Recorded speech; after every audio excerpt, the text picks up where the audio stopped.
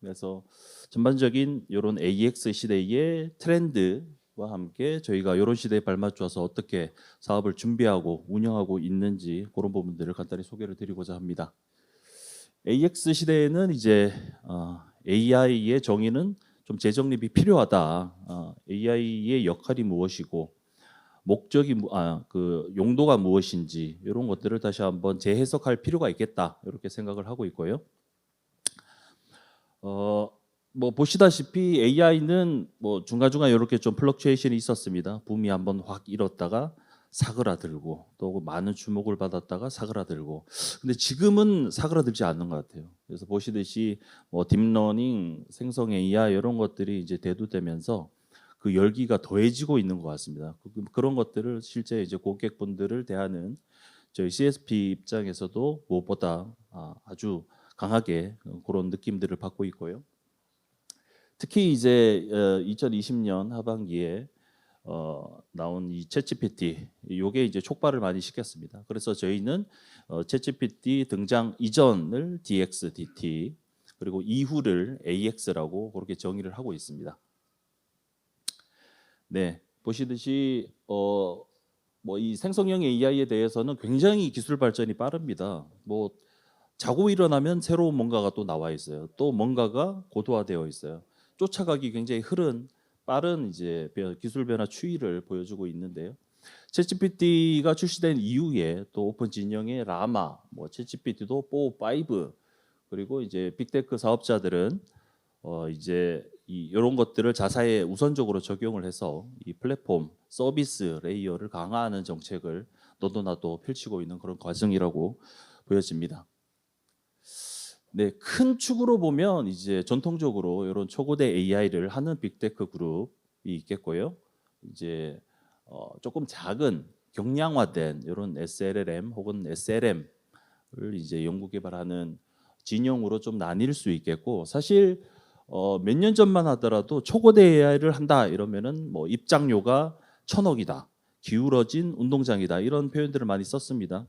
왜냐하면 이제 커져가는 이런 초고대 AI 모델에 대해서 이걸 이제 트레이닝 시키는 것만 해도 사실 GPU가 뭐 수백억 이상의 투자를 수반해야만 가능한 일이었거든요. 하지만 요즘에는 그 문턱이 조금 많이 낮아지고 있습니다. 그래서 뭐 몇십 비 정도의 모델들, 이 SLM 모델들이 오픈된 형태로 또 이 제공이 되다 보니까 고객들은 이제 자기들의 데이터, 보유하고 있는 데이터만으로도 빠르게 생성 AI를 도입할 수 있는 환경이 어느 정도 조성이 되고 있다 이렇게 보여지고, 사실 이 왼쪽에 보이는 이 글로벌 빅테크 업체들도 이런 이제 SLM에 많은 병행을 해서 이런 부분들을 또 라인업을 준비하고 있는 그런 양상들을 확인하실 수 있습니다. 그래서 이 생성 AI는 뭐 흔히 이제 저희가 주로 많이 보기에는 앞서도 말씀을 주셨지만 뭐 챗봇이라던가 자동으로 이렇게 리포팅을 해준다던가 혹은 뭐 코딩도 자동으로 해주고 뭐 이런 이제 용도로 많이 소개가 되고 있지만, 저희가 이제 AI 인프라 플랫폼 이런 것들을 주로 이제 판매하는 CSP지 않습니까? 많은 다양한 고객분들을 만나고 있고, 또 요즘에는 저희가 특히 이제 AI 스타트업에 좀 포커스해서 조사를 좀 해보고 있어요. 나름대로 이제 DB도 좀 구축하고 이런 목적으로 업체마다 이제 어떤 사업을 하는지 어떤 영향이 있는지 이런 것들을 좀 살펴보는데 굉장히 재미있더라고요. 그러니까 여기에 표현된 적용 산업은 사실은 여기에 빠져 있는 것이 어떤 분야인가를 찾는 게 사실은 더 숙제일 것 같습니다. 사실 영역을 가리지 않는다고 판단을 하고 있고요. 그 가령 뭐 동물 같은 것들을 뭔가 사업 아이템으로 삼고 있는 사업자들도 굉장히 많습니다. 재밌는 게 개고양이를 하는 곳이 있고요. 뭐 돼지만 하는 곳, 뭐 새, 어류, 그뭐 동물 어류 뭐 이런 것들만 살펴봐도 굉장히 사업 아이템이 다양하더라라는 것을 좀 확인할 수 있었고, 궁극적으로는 이 생성 AI 도입이 도움이 돼야겠죠. 이 우측에 보이듯이 이제 업무 생산성을 높이고 또 수반되는 코스트는 낮추는 그런 생산성이 반드시 개선되어야 되는 유형이어야 될 거다. 이렇게 정의를 하고 있습니다. 그래서 AX 시대의 AI는 과거에 직전에는 DX 시대에는 이런 기술 기반으로 어떤 역할을 할 수 있는 시스템이 산출물이었다면 지금은 그걸 좀 뛰어넘어서 이제 그 비즈니스 모델, 업무 혁신이 반드시 수반되어야 된다. 그리고 AI는 협력적 관계여야 된다라고 전제를 달 수 있을 것 같습니다. 네, 그래서 AI 트렌드를 보시면 많이 보셨을 법한 그런 데이터들입니다. 이 수많은 이 LLM, SLM 이런 것들이 많이 대두가 되고 있고요. 뭐 글로벌리 이 생성 AI에 대해서는 지금 뭐 CAGR이 한 30%를 초과하는 수준을 이미 유지를 하고 있고 당분간은 또 지속적으로 유지를 할 것으로 예상이 되고 있습니다. 네, 국내 기업들도 사실 그 수년 전부터 요 이제 경쟁에 이 대열에 합류를 이미 한 상황이고요. 저희 KT그룹도 마찬가지입니다. 그래서 과거에 챗GPT가 등장할 때만 하더라도 한국어 기반의 학습은 많이 되지 않았거든요. 그래서 여기 보다시피 뭐 허깅페이스의 LLM 리더보드가 아니라 이제는 코리안 코 LLM 리더보드도 운영이 되고 있습니다. 거기에 보면 양 이제 리더보드 상에 우리 이 국내에 유수한 그 AI 스타트업들이 사실은 랭크가 많이 됩니다. 그래서 뭐 가령 여기 보시면 뭐투 땡땡 이런 업체 같은 경우는 아주 예외적으로 뭐 40일 이상 이런 이제 탑 자리를 유지하는 그런 현상도 저희가 확인할 수 있었고요. 네, 그래서 이건 뭐 사실 이제 생존의 문제다 뭐 이렇게 좀 판단을 하고 있습니다. AI는 보편화되고 대중화될 것이어서 살아남으려면 AI를 하지 않을 수 없다라고 판단이 되고요. 그래서 뭐 글로벌 업체, 국내 업체 이런 이제 최근의 행보 이런 것들을 보면 이제 글로벌 빅테크 업체들은 가령 CSP와 같은 경우에는 이제 더 이상 뭐 인프라를 판매를 하지 않습니다. 그 판매되는 계위가 굉장히 높아졌어요. 그래서 이제는 서비스로 먼저 다가가는 그런 이제 시대라고 보여지고요. AI 서비스가 잘 팔리면 그 하부의 인프라는 뭐 당연히 따라오는 것이니까요. 그래서 전략 수정이 대대적으로 좀 이루어졌다라고 보여지고 이제 국내 기업들도 자체의 초고대 AI 모델을 확보하거나 이 파운데이션 모델을 기반으로 한 사업들을 좀 펼치는데 다들 좀 열심히 달리고 있는 모습들을 볼 수 있습니다. 이런 생성 AI는 아까 이제 벽이 좀 낮아졌다고 말씀을 드렸는데요. 사실 고객 입장에서는 요거의 용도들이 좀 많이 나뉩니다. 뭐 내부 업무를 우선적으로 좀 개선하고 싶다. 일하는 방식을 바꾸고 싶다라는 니즈도 충분하겠고요. 그리고 대외적으로 뭔가 대고객 서비스를 하기 위해서 생기는 고민 사항들도 많이 섞여져 있는 것으로 보입니다. 근데 이런 것들을 이제 AI 개발, 연구 개발을 하는 뭐 가령 솔루션사의 입장에서 보면 AI 구축하기 전에는 사실 특히 이제 저희가 주로 판매하는 GPU라는 이제 소자에 대해서 굉장히 비싸고 돈을 큰 투자비가 들기도 하고요. 그리고 여기에 돈만 쓴다고 되는 게 아니지 않습니까? 이런 것들이 잘 운영될 수 있는 시설, 환경 이런 것들이 필요합니다. 그래서 데이터 센터 내에서 확장이 불가능하다던가 그리고 초기에 굉장히 많은 초기 투자비를 들여야만 가능했다. 이런 이제 페인 포인트가 있겠고 구축을 하고 난 이후에도 사실 그런 문제들이 해소가 되지는 않습니다. 근데 이제 AI 업체 치고 이 연구 분야가 줄어드는 곳은 없더라고요. 그래서 GPU 수요가 줄어든다. 그러면 그 회사는 거의 망할 회사라고 좀 보여지고 제가 접하는 대부분의 업체들은 수요가 계속 팽창하고 있습니다. 그러면 가령 고객사들이 보통 자사에 뭐 이런 시설을 갖추고 있는 곳은 극히 드무니까 IDC 사항의 이제 코로케이션 서비스 이런 것들을 많이 사용을 하시거든요. 그러면 GPU의 확장이 필요하면 연속된 상면에 고전력을 지원할 수 있는 렉들을 확보하는 것이 굉장히 좀 지난한 일이고요. 그리고 GPU도 계속 라인업이 바뀌지 않습니까? 새로운 모델이 과거에는 한 2, 3년 주기로 이렇게 탄생을 했다면 지금은 거의 1년 미만이라고 보여지거든요. 그래서 올해 4월에 진행했었던 그 엔비디아 GTC 행사에서도 이제 막 필드에서는 H백이 구축돼서 고객분들이 막 쓰기 시작하시는 시기인데도 H200 그리고 블랙웰 아키텍처에 대해서 발표를 했죠. 뭐 B100, B200, GB 땡땡땡 이런 것까지 이미 다 소개를 하고 거의 준비를 마쳐가고 있지 않나라는 생각이 들 정도로 이 사용자 측에서는 굉장히 혼란이 많습니다. 그래서 예전에 모델을 가지고 구축을 했는데 새로운 모델이 오면 또 하나를 묶어서 클러스터 구성을 하기가 힘듭니다. 그러면 과거의 투자는 또 매몰되기 마련이거든요. 그래서 이런 공통적인 고민들이 많이 있더라. 그리고 더불어서 운영하는 데 드는 비용도 상당히 무시할 수 없다. 왜냐하면 ROI 측면에서 가령 챗GPT 같은 것들이 지금 이제 수억 명의 그 구독자를 가지고 있지 않습니까? 하루 운영하는 인프라 비용이 뭐 10억대 뭐 이런 정도라고 한번 뭐 그런 얘기를 건네 들은 적도 있기는 한데요. 그래서 버는 돈보다는 아주 작은 코스트를 만드는 것이 이 모든 AI 서비스 업체의 숙제이지 않나 이렇게 생각을 하고요.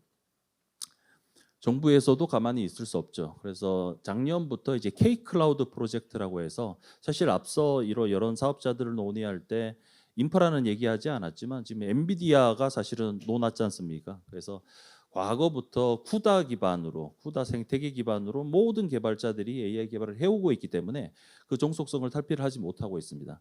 그래서 저희도 뒤에서 소개드리겠지만 뭐 새로운 재미있는 시도 같은 것들을 좀 해보기도 했었는데 그 아성을 무너뜨리는 게 굉장히 힘들더라고요. 그래서 요즘 이 빅테크 업체들은 현실적으로 할 수 있는 거, 불가한 거 이런 것들을 나름대로 가르마를 좀 타서 그런 이제 좀 전략적인 접근을 하고 있다 이렇게 보여집니다. 그래서 정부에서 이제 국산의 AI 반도체 이런 것들을 육성하기 위한 그런 이제 정부 다양한 사업들을 운영을 하고 있고요.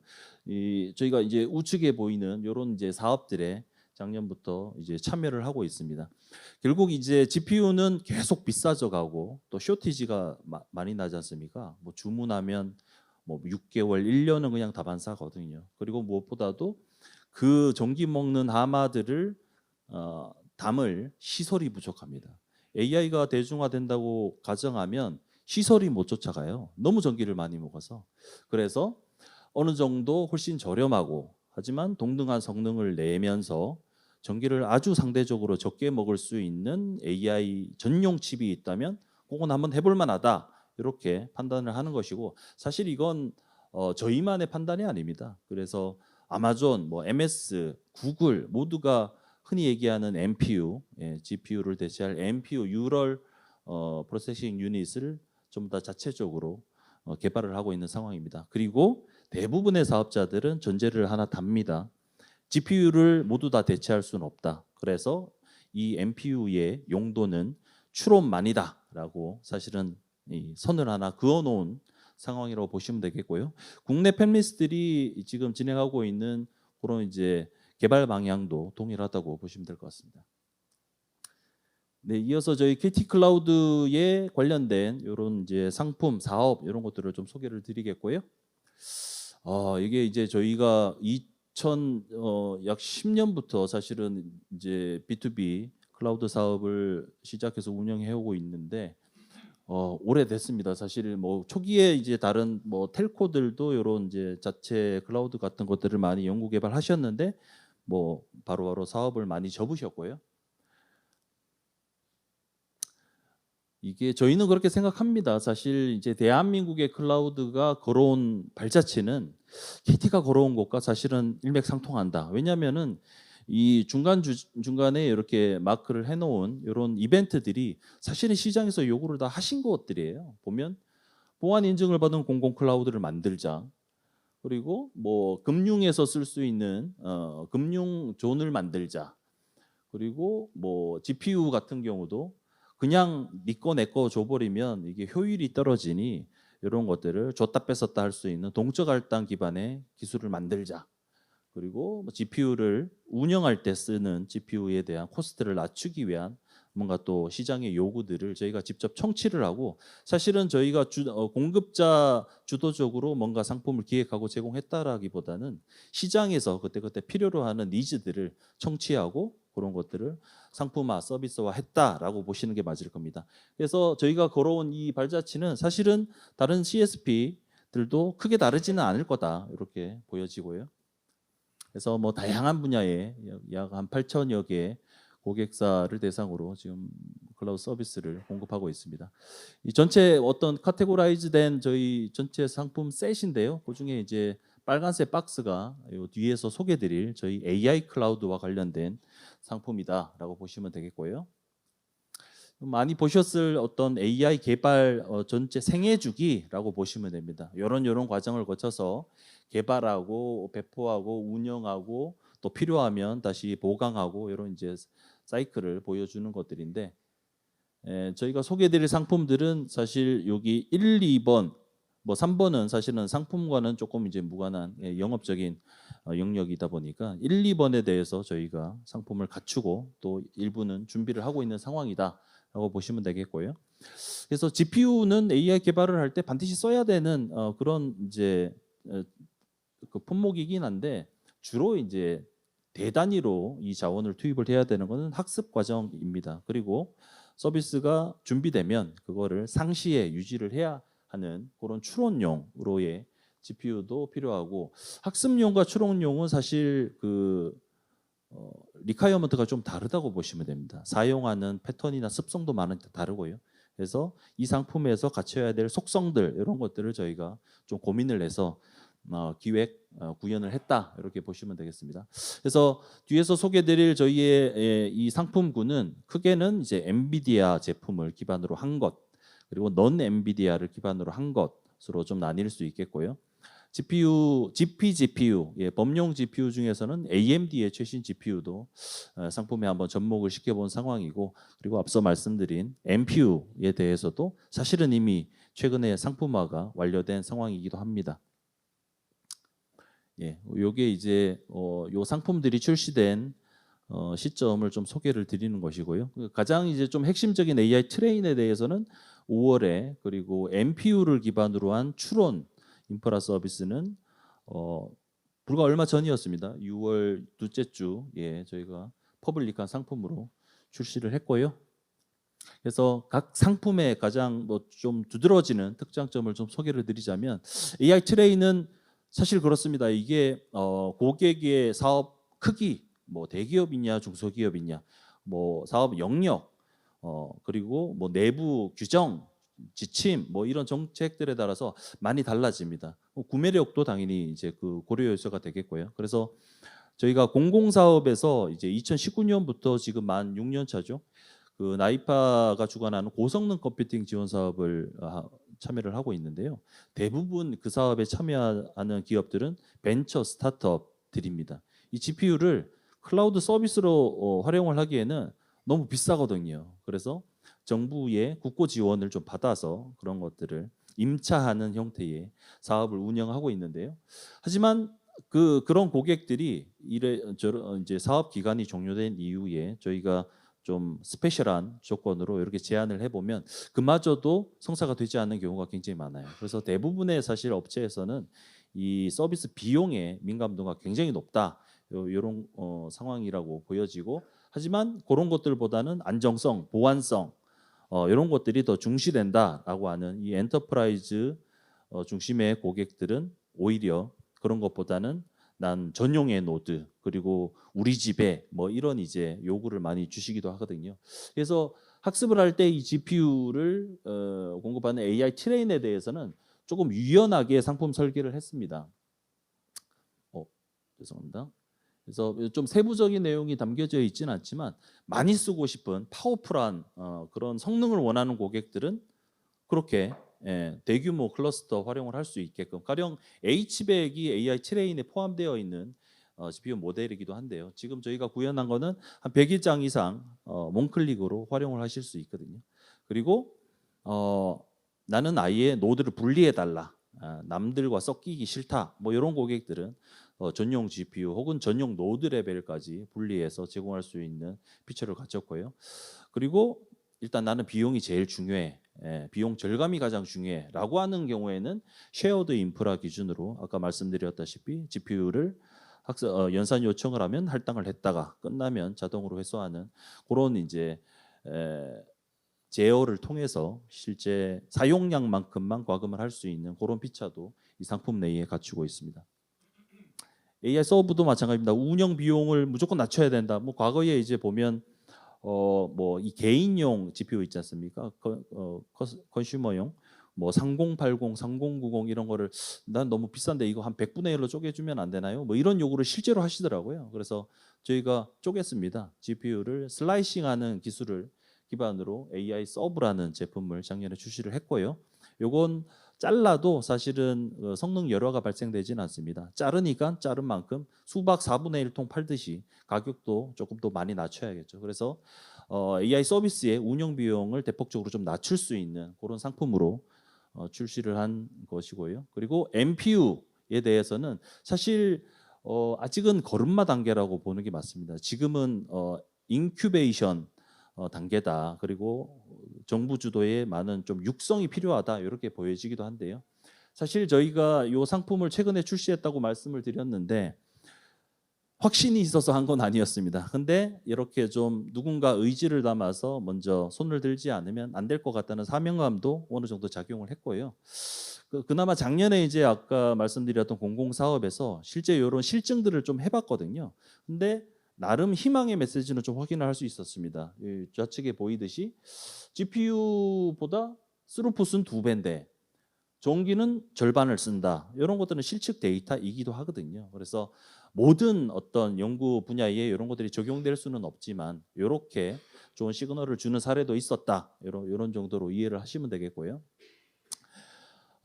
하지만 여러 가지 뭐 약점을 꼬집자면 뭐 굉장히 많은 것들이 열거될 수 있겠고, 그래서 올해는 상품 출시를 했지만 돈을 벌기보다는 GPU를 NPU로 전환해서 이 그 업무들이 여전히 잘 구동된다라는 사례를 좀 많이 만들어 보고자 합니다.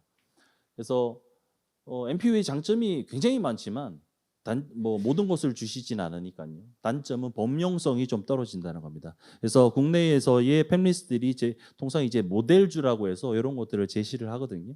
그래서 우리 NPU에서 수용할 수 있는 알고리즘 이런 리스트 같은 것들을 보통 공개를 합니다.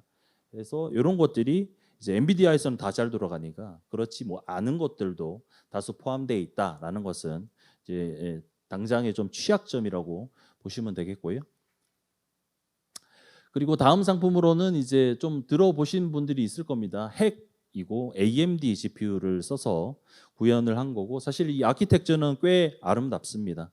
그래서 멀티 GPU에 대한 코딩도 불필요하고요. 동적 할당, 사용량 기반 과금 이런 모든 것들이 다 가능한 것들인데 사업 운영을 하다 보니 나름의 한계점은 있더라고요. 쿠다를 완전히 대체할 수 없는 그런 유스 케이스들이 많이 생기더라고요. 그래서 저희가 이번에 좀 포지셔닝을 달리 했습니다. 그래서 조금 바꾼 방향은 생성 AI를 하자. 핵에서 원래 가장 강조되던 특장점이 확장성 그리고 경제성 이런 것들이었거든요. 그런 것들을 가장 잘 이용할 수 있는 분야가 생성 AI겠다라고 판단을 했고요. 그래서 보시듯이 여기 이제 오픈된 오픈소스 기반의 LLM 몇 종에 대해서 뭐 특히 이제 라마 같은 것들은 많이들 업체에서 이제 활용을 하고 계신 모델이기도 하죠. 이런 이제 몇 종의 LLM들에 대해서는 핵 기반으로 이 추론이 그 튜닝이나 또 이제 서빙까지 다 진행할 수 있게끔 그렇게 범위를 조금 좁혔습니다. 그래서 선택과 집중을 좀 해서 저희가 생성 AI를 빠르게 저렴하게 도입하는데 좀 일조를 하고자 하고요. 예, 옵스는 뭐 아직 이제 좀 준비 단계이긴 한데 이건 이제 좀 거대 조직이나 정부에서 AI를 잘 몰라도 그리고 개발자가 아니어도 이 파이프라인 기반으로 클릭하면 전체적인 단계를 한번 밟아볼 수 있고 활용할 수 있는 그런 일종의 툴이라고 봐주시면 되겠습니다.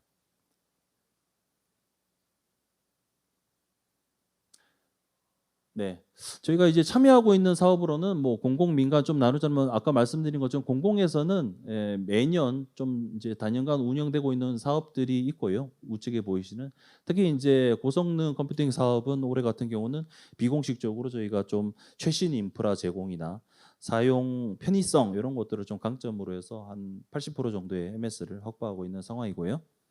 그리고 민간 쪽에서도 조금 의미 있는 이제 그런 사례들이 만들어져 가고 있습니다. 그래서 뭐 이제 뭐 자동차 회사 뭐 이런 것들과 최근에 계약을 앞두거나 또 이제 제안을 하고 있는 그런 활동들이 있고, 특히 이제 좀 하나의 꼭지 니치라고 보는 것은 이제 소버린 AI입니다. 그래서 지금 보면 빅테크 업체들이 만드는 이 거대 모델들이 사실은 만능이잖아요. 멀티태스크를 다 잘 처리하지 않습니까? 그런 것들 그런 빅테크 업체와의 경쟁에서 그나마 저희가 좀 서바이브할 수 있는 영역은 고객사가 필요로 하는 영역. 그래서 고객사의 데이터를 기반으로 최적화 지원을 하고요. 그리고 비용을 좀 낮추고요. 고객이 준비하고 있는 응용을 잘 구동될 수 있게끔 일종의 이제 버티컬 형태로 달라붙어서 이제 뭐 인프라부터 사용자 접점 레벨까지 이제 총괄적으로 제공하는 형태의 사업 유형이라고 보시면 되겠고, 최근에 이제 저희가 뭐 보도가 좀 되기도 했습니다만 이제 뭐 아태 지역에 이런 사례를 하나 만들어서 이제 계약 진행을 하고 있는 상황이기도 합니다.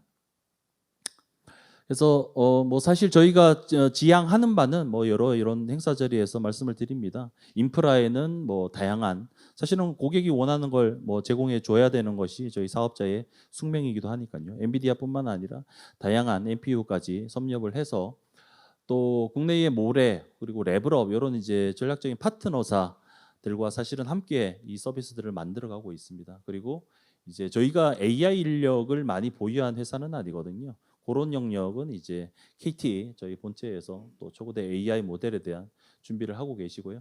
그래서 이런 이제 그 파트너들과 함께 저희가 이제 풀스택을 완성하는데 좀 경주를 하고 있는 과정입니다. 예, 그래서 비즈니스 모델 혁신, 네, 저희가 지속적으로 좀 일조할 수 있도록 앞으로도 계속 노력하겠습니다. 감사합니다.